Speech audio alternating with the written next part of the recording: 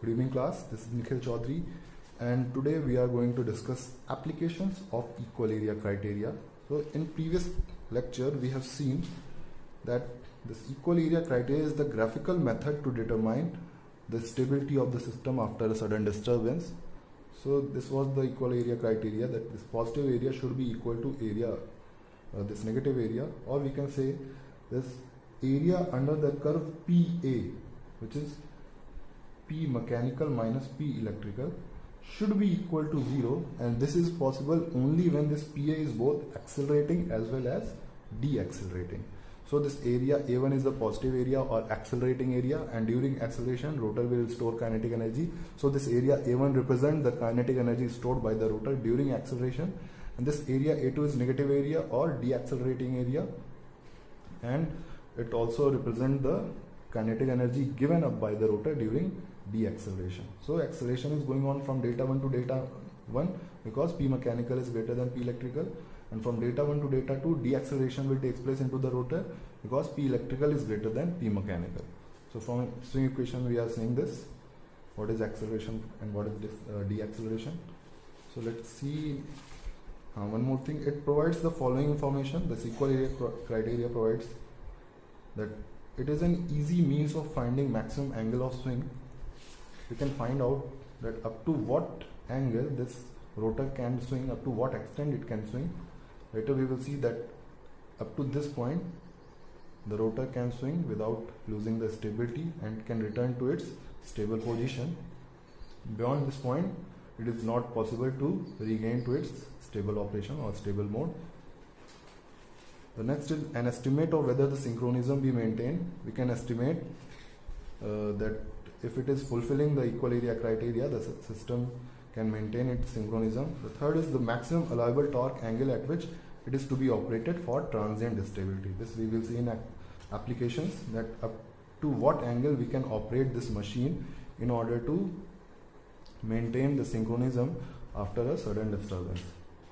So let's start with applications. The first application we will see is sudden increase in mechanical power input. So this is a kind of disturbance in which mechanical power input increases suddenly. Second one, we will see that out of two parallel lines, one of the parallel lines suddenly switched off, so that electrical power will get reduced.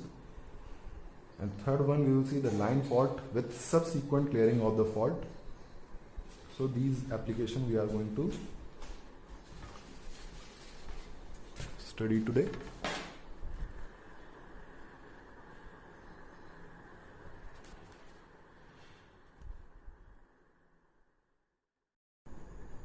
So let's start with the first application of equal area criteria, which is sudden increase in mechanical power input.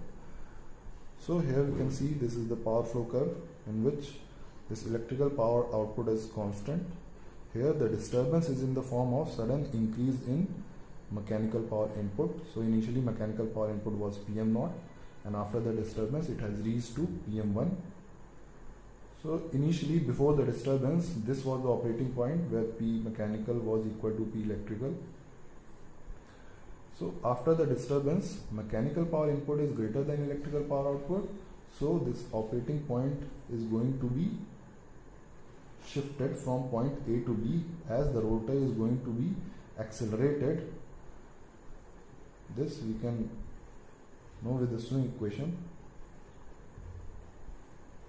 that as mechanical input has been increased, this rotor is going to be accelerated. So the delta angle is also going to be increased from delta 0 to delta 1.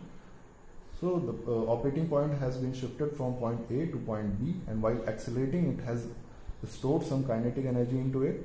So it is not going to stop at this new operating point. It is going to move further. This rotor angle is going to increase, and this operating point will move to C. After point B or after delta 1 angle, this P electrical output is greater than P mechanical input. That is why deacceleration will take place into the rotor. So up to C, the rotor is going to be deaccelerated. So initially before the disturbance, the rotor was rotating at synchronous speed, and as acceleration takes place from A to B, the rotor speed will be greater than synchronous speed, and after this point B, still rotor speed is greater than synchronous speed till the kinetic energy of the rotor gets exhausted till C. So at C point, the speed of the rotor will be equal to synchronous speed. After point C, still P electrical output is greater than P mechanical, so deceleration will takes place and this operating point will return to the point B, and while returning from C to B, the rotor speed will be less than the synchronous speed of the rotor till B. So this cycle will be repeated until the damping takes place and rotor will finally settle at new operating point delta 1. Hence, to achieve stable operation, we can apply equal area criteria. So for equal area criteria to be fulfilled, this area A1 under the curve mechanical input and electrical output should be equal to this area A2. So this positive area should be equal to negative area, or accelerating area should be equal to deaccelerating area.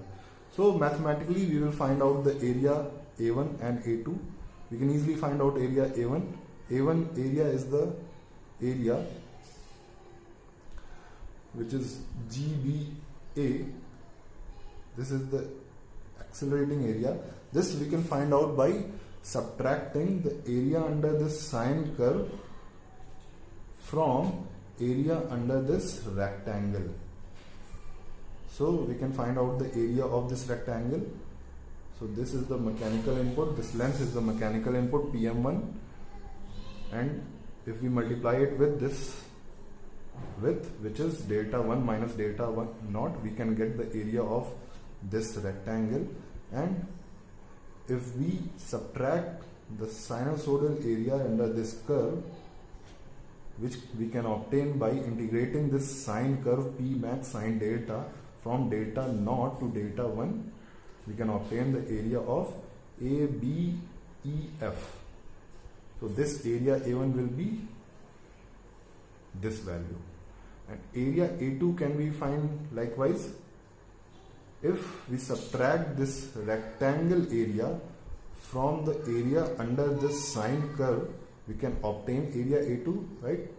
So this A2 area will be equal to area of BMCHE, area of this curve, area under this curve, which will be integration of this sine curve from delta 1 to delta 2 with respect to delta minus area of this BCHE, which will be PM1 minus delta 2 minus delta 1. Okay, so this will be the area A2, and after equalizing these two area, we will get this value. Here we are getting PM1 into, after cancelling some common value, we will get PM1 into delta 2 minus delta naught is equal to P max into cos delta naught minus cos delta 2. So if we want to find out the critical value of this new operating point, what we have to do, we have to put this delta 2 value, which already we have taken maximum, we have to put this delta 2 value to be delta max. So if delta 2 is delta max, which means if we put this delta 2 value delta max, which is the maximum allowed angle for the rotor to be swing, this new operating point will be at point B, will be the critical value of delta 1, because further increase in mechanical power will, or we can say, if this delta 2 is equal to delta max, this delta 1 will be delta critical, because any further increase in P mechanical input means that the area available for A2 is less than the area A1, so that the kinetic energy causes delta to increase beyond point C and the system will become unstable. So in this, by putting the value of delta 2 as delta max, we can find out the critical value of this new operating point or this new operating load angle delta 1. Okay, so this was the first application. Now let's see the second application, which is one of the parallel line suddenly switched off. So what is happening in this?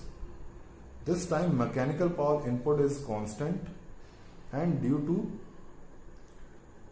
as this second line has been taken out, this power transfer from here to this infinite will become half. So this electrical power output will become half from the previous one.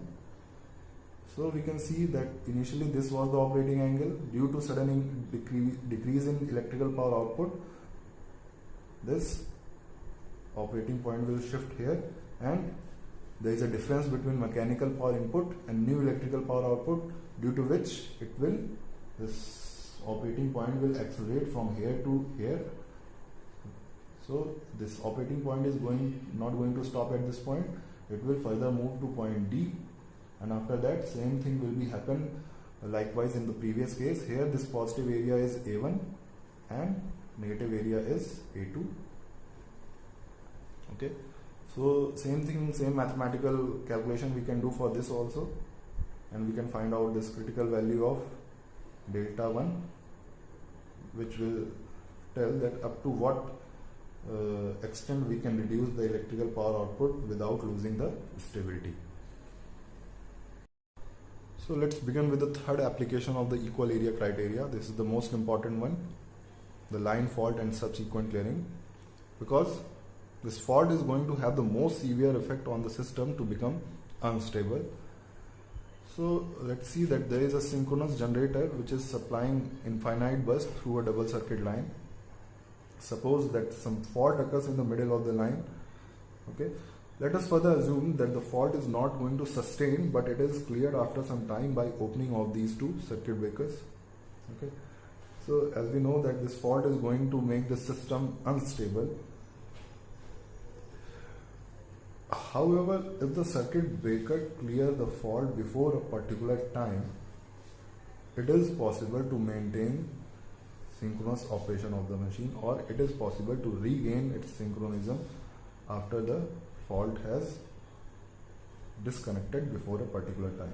So the maximum value of time allowed for protective system to operate without loss of synchronism or without loss of stability is called critical clearing time. Okay, and the torque angle corresponding to this time is called critical clearing angle. Let's see how we can find out the critical clearing time or critical clearing angle for the circuit breaker. So this is the electrical power output when this generator was supplying this infinite bus with the two healthy lines.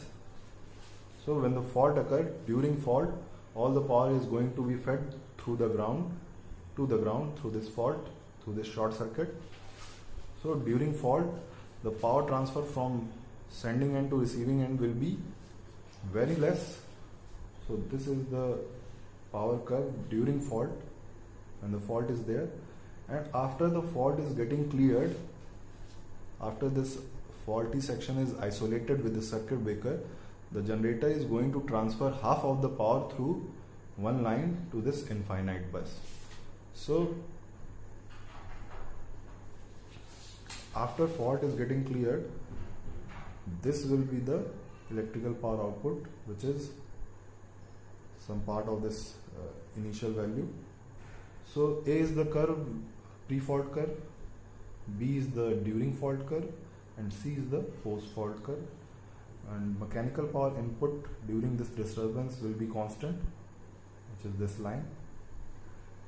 So these are the power flow equation for all the three curves. PA will be P max sin delta, PB will be R1 P max sin delta, PC is R2 P max sin delta. So in pre-fault curve, P max is the maximum value, electrical value, and during fault, R1 P max will be the electrical power output, maximum electrical power output, and this R1 will be the some fractional value, say 0.1 or 0.2, and this after fault curve or post fault curve, R2 P max will be the maximum value of post fault curve. So let's apply the stable operation condition, which is equal area criteria. So we will put A1 is equal to A2. Let's find out what is A1 and A2. So it will be quite tricky to find out what is the accelerating area and what is the deaccelerating area. So let's see. Initially, before the disturbance, this was the electrical power output and this is the mechanical power input. Where mechanical power input is equal to electrical power output will be the operating point. So A is the operating point initially and delta naught is the initial load angle. When the short circuit takes place, the electrical power transferred from sending end to receiving end will get decreases. So as we can see, the electrical power output has been reduced. So there is a difference between mechanical power input and electrical power output. And from Swing equation, we know that when P mechanical input is greater than P electrical output, there will be the acceleration in the rotor and the delta angle is going to be increased. Okay. So while accelerating, this operating point will move from B to C. Suppose at some point C, the fault is getting cleared. Okay. At some point the fault is getting cleared by opening of the circuit breaker or by isolating this faulty section through this circuit breaker. After the fault is getting cleared, the power transfer will be restored to this curve. Okay, post fault curve. So from here the operating point will reach up to there. Okay, so let's see, at this point rotor will have some kinetic energy into it, but P electrical output is greater than P mechanical input. So from Swing equation, the deacceleration will be started in the rotor, but while deaccelerating, it will move from D to E. After the kinetic energy stored in the rotor is getting exhausted, then this operating point will again return to this point. Okay. So what will happen? It will finally reach to this point where P mechanical input is equal to P electrical output. So this will be the new operating point, and the stable operating point will be here after the disturbance gets over completely. Okay. So we can see that initially this was the mechanical, so this is the mechanical input, and due to reduction in this electrical power output, this will be the accelerating area. Okay, and after deacceleration has started from delta 1 angle to delta 2, this will be the deaccelerating area. So this is the area A1 positive area, this is area A2 negative area. So this is the delta at 2 angle, this is the load angle up to which the rotor is swing due to disturbance, or the rotor can swing up, and this will be the maximum value up to which the swinging of rotor is allowed. So if delta 2 is equal to delta max, at that point delta 1 will be the delta critical. So let's see this again one more time. It is to be noted from this equation, we can see that the accelerating area A1, this accelerating area A1 depends upon clearing angle delta 1. So let's try to understand that the accelerating area A1 depends upon the clearing angle delta 1 when we are clearing the fault. If we can clear the fault early, the accelerating area will be less and the chances of stable operation will be more. So see, when delta 1 increases, area A1 also increases. And to find out A2 is equal to A1, delta 2 is increased till it has a value delta max. So it has been increased to delta max. This is the maximum allowable value of delta for stability. For this condition, delta 1 will be equal to delta critical. Okay. For this condition, this critical clearing angle, this clearing angle will be equal to critical clearing angle. It means that for the system to be stable, the clearing angle should be less than the critical clearing angle. Okay. At what angle the fault is getting cleared should be less than this critical clearing value. If the actual clearing angle is more than this critical clearing angle, the system will become unstable. Thus, we can see that more rapidly the fault is getting cleared, the smaller will be the accelerating area, and what we can see that the greater will be the chances of stable operation can be achieved. So let's apply the equal area condition, which is for stable operation this positive area should be equal to negative area, and we can find out this area A1 by subtracting area under this curve, which is post during fault curve, through the area of this rectangle. Okay, we have done the same thing. PM, P mechanical input, into delta 1 minus delta naught minus this curve equation. We have R1 P max sin delta. If we integrate it from delta naught to delta 1, we will get the area under this curve. Okay, to find out area A2, we have to subtract this rectangle from the area under this curve.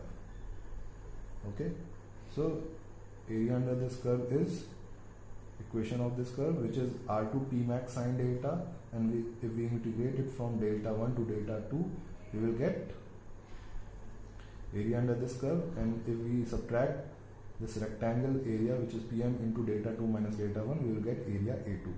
So by equating these two area, we will get this thing, and by cancel out some common points, common values, we will get this PM into delta 2 minus delta naught is equal to R2 minus R1 into cos delta 1 minus R2 P max cos delta 2 plus R1 P max cos delta naught. So initially at delta is equal to delta naught, PM is equal to P electrical, which is equal to this P max sin delta naught. Okay, and if we put this PM instead of this PM, if we put P max sin delta naught, we can cancel out this P max from the equation, and we will get this equation.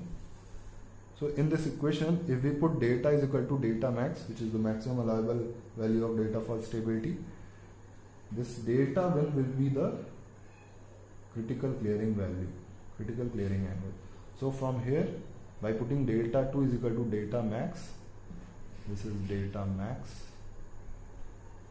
Okay, this is also delta max.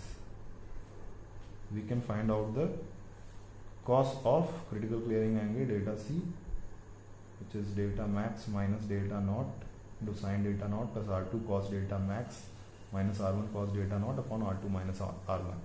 And by taking cos inverse of this value, we can find out the critical clearing angle. Here we can see that PM is equal to P max sin delta naught, this we have seen here, and it is equal to R2 P max sin delta M at this point, which will again be equal to R2 P max pi minus delta M at this point.